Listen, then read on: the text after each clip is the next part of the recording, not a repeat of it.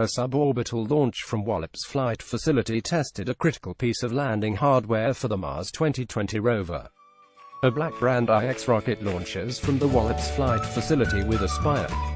NASA Wallops. Most of drama in the history of spaceflight occurs unseen on remote worlds in the solar system. Human eyes were on hand, for example, to see the climax of Curiosity's 7 Minutes of Terror as it descended to the Martian surface in 2012. Now, NASA has released an amazing new video of a key test showing what one portion of a future landing might look like, that of Mars 2020.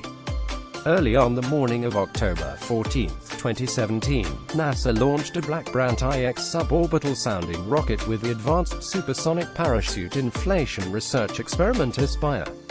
NASA conducted the launch from its Mid-Atlantic Wallops Flight Facility in Virginia.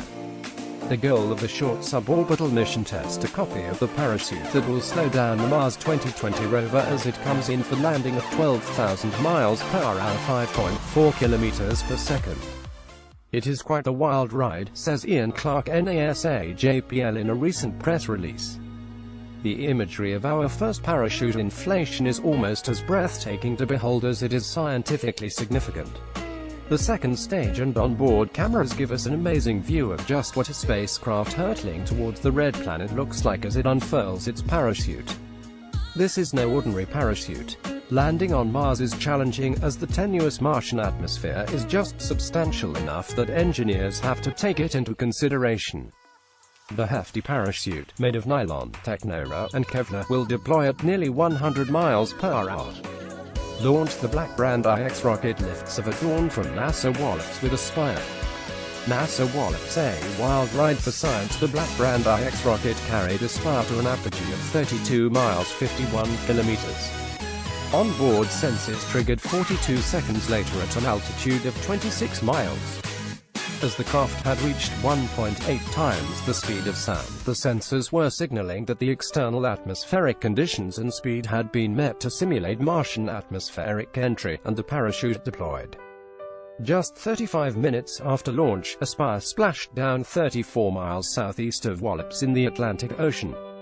Contrast this with the 3-hour balloon test for the first Viking landers carried out over White Sands Missile Range, in southern New Mexico back in July and August 1972.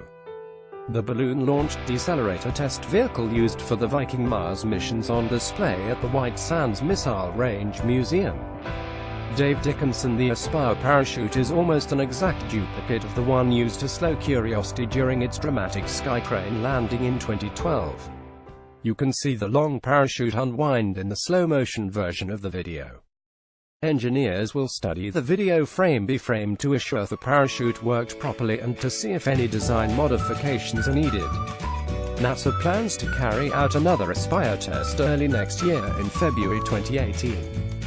Preparing for Mars. A nuclear-powered, subsized rover similar to Curiosity, the Mars 2020 rover will specifically target questions of past habitability and whether life ever existed on Mars. Launching in July 2020, the Mars 2020 rover will target one of 3 landing sites slated for possible selection next year. The parachute is a critical component of the complicated landing process. The recent success of Aspire follows less successful tests of NASA's low-density supersonic decelerator. LDSD's parachute shredded shortly after deployment during balloon tests launched from Kauai, Hawaii, in 2014. See video below. And 2015. Everything has to work just right, and in the right sequence.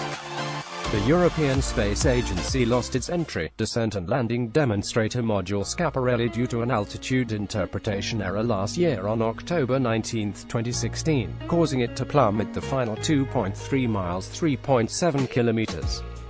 NASA's Mars Polar Lander suffered a similar fate on December 3, 1999, when a faulty landing strut indicator, the most likely culprit, caused the braking engine to shut off prematurely, making for a hard landing. NASA actually has a pretty good track record of landing on Mars, having lost only 1 lander for 8 total attempts.